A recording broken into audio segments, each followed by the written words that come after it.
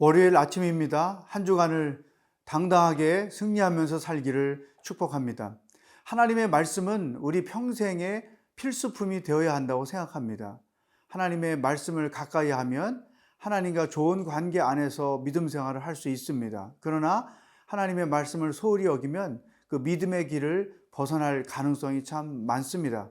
오늘 본문 말씀에서 하나님 말씀 안에서 사는 것이 왜 중요한지를 함께 묵상해 보고자 합니다. 오늘은 신명기 31장 9절로 18절을 함께 묵상해 보겠습니다.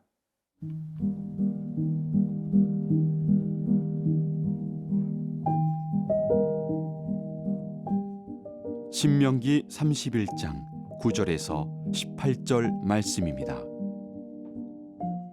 또 모세가 이 율법을 써서 여호와의 언약궤를 메는 레위 자손 제사장들과 이스라엘 모든 장로에게 주고 모세가 그들에게 명령하여 이르기를 매 7년 끝에 곧 면제년의 초막절에 온 이스라엘이 내 하나님 여호와 앞 그가 택하신 곳에 모일 때에 이 율법을 낭독하여 온 이스라엘에게 듣게 할지니 곧 백성의 남녀와 어린이와 내 성읍 안에 거류하는 타국인을 모으고 그들에게 듣고 배우고 내 하나님 여호와를 경외하며 이 율법의 모든 말씀을 지켜 행하게 하고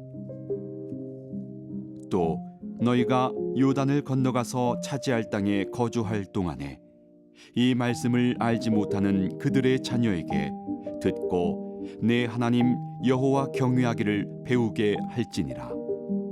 여호와께서 모세에게 이르시되 내가 죽을 기한이 가까웠으니 여호수아를 불러서 함께 회막으로 나아오라. 내가 그에게 명령을 내리리라. 모세와 여호수아가 나아가서 회막에 서니 여호와께서 구름 기둥 가운데에서 장막에 나타나시고 구름 기둥은 장막 문 위에 머물러 있더라.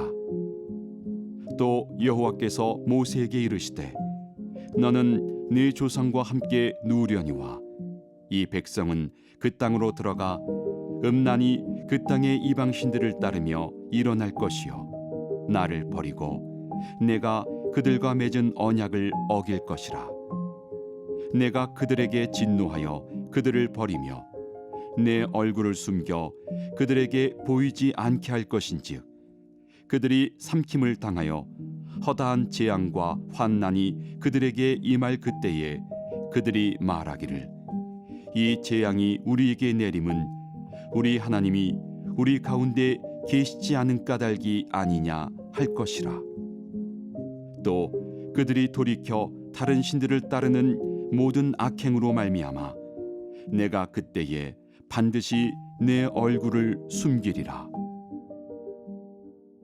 모세는 이스라엘 백성들에게 안식년에 해당되는 초막절에 어떤 일을 해야 되는지를 이렇게 가르쳐 주었습니다. 11절 말씀, 온 이스라엘이 내 하나님 여호와 앞 그가 택하신 곳에 모일 때에 이 율법을 낭독하여 온 이스라엘에게 듣게 할지니 7년마다 안식년이 있잖아요. 그 7년 안식년 때의 초막절에는 온 성도들 모든 백성들을 모아놓고 하나님의 율법을 낭독해라. 이게 우리식으로 표현하면 말씀 사경회 아니면 성경 통독 대회를 가져라, 그런 뜻이겠죠. 왜 그런 것을 강조했을까요?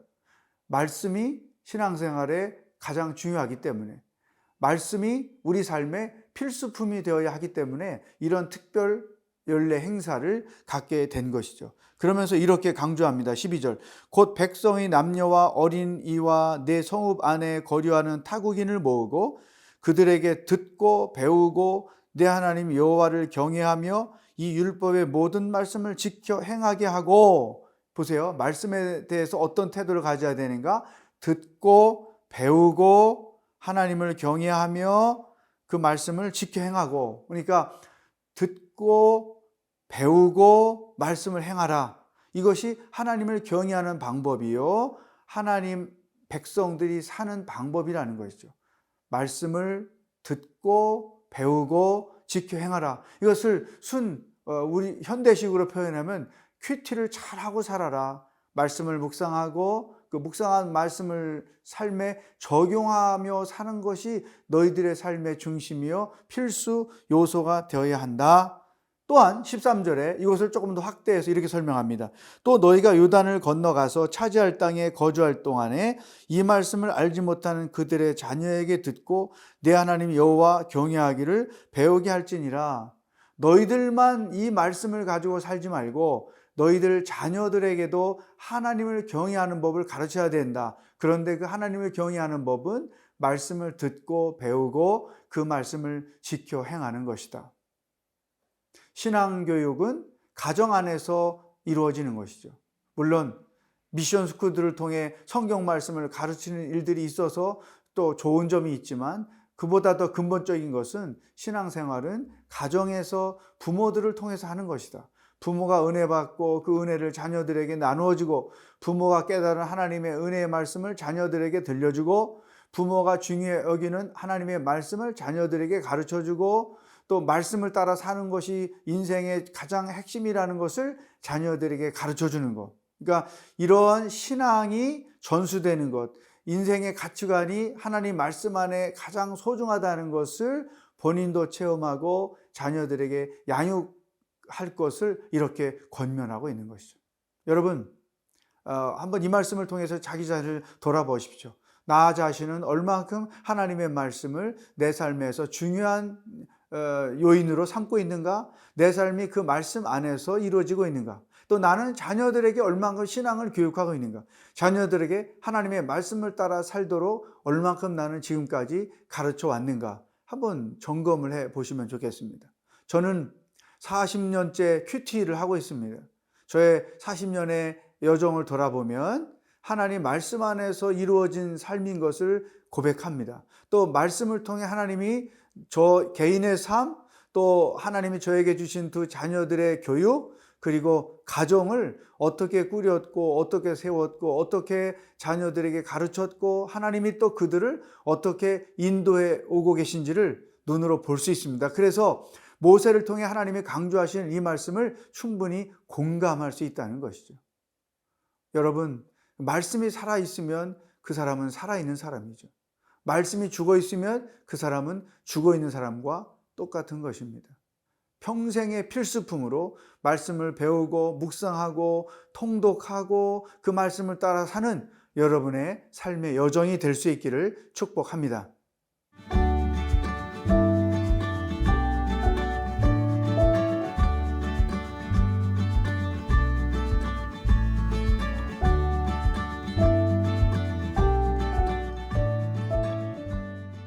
오늘 14절 말씀을 보면 하나님께서 모세와 여호수아를 회막에 불러오셨어요. 그리고 앞으로 이스라엘 백성들이 가나안 땅에 들어갔을 때 그들이 어떻게 살 것인가에 대한 예언의 말씀을 하셨습니다. 하나님은 모든 것을 아시는 분이니까 이스라엘 백성들이 가나안 땅에서 어떤 실수, 어떤 죄를 범하고 살 것인지를 미리 알려주신 것이죠. 그 말씀을 가르쳐 주신 의도는 이런 상황이 벌어질 건데 리더로서 어떻게 대처하며 그 문제들을 처리해 가야 할 것인가를 아마도 가르쳐 주신 것이 아닌가 생각합니다. 자, 이스라엘 백성들이 약속의 땅에 가서 어떻게 살까요? 16절 기록되어 있습니다. 또 여호와께서 모세에게 이르시되 너는 내 조상과 함께 누우려니와 이 백성은 그 땅으로 들어가 음란히 그 땅의 이방신들을 따르며 일어날 것이요 나를 버리고 내가 그들과 맺은 언약을 어길 것이다. 약속의 땅에 들어가서 이스라엘 백성들이 우상을 섬길 것이다. 근데 이제 우상이 다 음란한 것과 연관되어 있기 때문에 이렇게 설명을 한 것이죠. 또한 하나님을 버리고 하나님과 맺은 약속도 깰 것이다. 이 약속이 뭐겠어요? 하나님만을 하나님으로 신뢰하면 나는 너희들의 하나님이 되고 너희들은 내 백성이 될 것이다. 아브라함에게 주셨던 그 약속의 말씀이 이어져 있는 것이죠. 그런데 앞으로 가나안 땅에 들어가면 후손들이 이런 행위를 할 것이다 하는 거죠. 그러면 어떤 현상들이 나타날까요? 그 하나님의 약속을 깨고 우상을 섬긴 결과가 17절에 이렇게 써 있습니다. 내가 그들에게 진노하여 그들을 버리며 내 얼굴을 숨겨 그들에게 보이지 않게 할 것인즉 그들이 삼킴을 당하여 허다한 재앙과 환난이 그들에게 임할 그때에 그들이 말하기를 이 재앙이 우리에게 내림은 우리 하나님이 우리 가운데 계시지 않은 까닭이 아니냐 할 것이라. 하나님을 신뢰하지 않고 우상을 섬길 때, 하나님과의 약속을 깨트릴 때 어떤 결과가 나오는가? 그들에게 환난이 온다는 거예요. 고통의 세월이 온다는 거예요. 그들에게 화가 미친다고 하는 것입니다. 여러분, 이거 분명한 메시지예요. 하나님을 신뢰하고 그분만을 믿고 그분만을 사랑하며 살 때에 우리 삶에 평안이 있고 기쁨이 있고 승리가 있고 그분이 공급하시는 축복이 있는 것입니다. 그분 안에 참된 삶의 만족을 얻을 수 있는 것이죠. 시편 23편 1절에서 다윗이 여호와는 나의 목자시니 내가 부족함이 없습니다 이런 고백하잖아요. 하나님만을 내 인생의 목자로 삼으니 내 삶은 만족합니다. 그런 뜻이죠. 왜냐하면 그분이 곧 우리의 만족이기 때문이죠. 그러나 반대로 하나님을 저버리고 우상을 신뢰하면 우리가 인생을 살면서 원하지 않는 그런 모든 화를 겪게 될 것이다. 모든 하나님의 진노를 받게 될 것이다. 이런 것이죠. 여러분, 어쩌면 여러분이 지금 어떤 고난을 당하고 있어요. 근데 그 고난의 이유를 분석해 봐야 되잖아요. 근데 그 고난의 이유가 무엇인가? 한번 생각해 보십시오. 하나님의 징계로서 우리에게 그 고난이 있을 수도 있죠. 내 삶의 만족이 왜 없을까? 하나님만을 전적으로 신뢰하지 않기 때문일 수도 있어요. 다는 아니지만 그럴 가능성도 있다는 것이죠. 여러분, 이스라엘 백성들의 그 삶의 행태를 보면 하나님께로부터 복을 초래하며 인생을 살아야지 화를 초래하며 인생을 살면 안 되는 거죠. 하나님을 사랑의 하나님이 되게 해야지 진노의 하나님이 되게 해서는 안 되는 거 아닙니까? 나와 하나님과의 관계에서 그분이 나의 사랑의 하나님, 축복의 하나님이 되게 해야지 나를 심판하고 나를 정죄하는 하나님이 되게 해서는 안 된다는 것이죠. 하나님의 복이 내게 임할 것이냐, 그분의 사랑이 내게 임할 것이냐, 그분의 심판과 환난이 내게 임할 것이냐는 내가 하나님을 전적으로 신뢰하느냐, 신뢰하지 않느냐에 의해 결정될 수 있다는 것입니다. 자, 오늘 하루를 어떻게 살아야 될까요? 하나님이 내게 복을 주시도록 그분의 말씀 안에서 그분의 말씀을 신뢰하며 지키며 행하며 사는 하루하루가 될 수 있기를 주의 이름으로 축복합니다.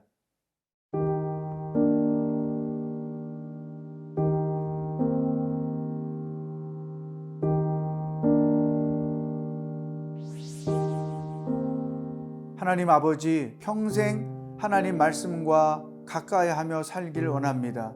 하나님의 말씀이 우리 인생의 필수품이 되기를 원합니다.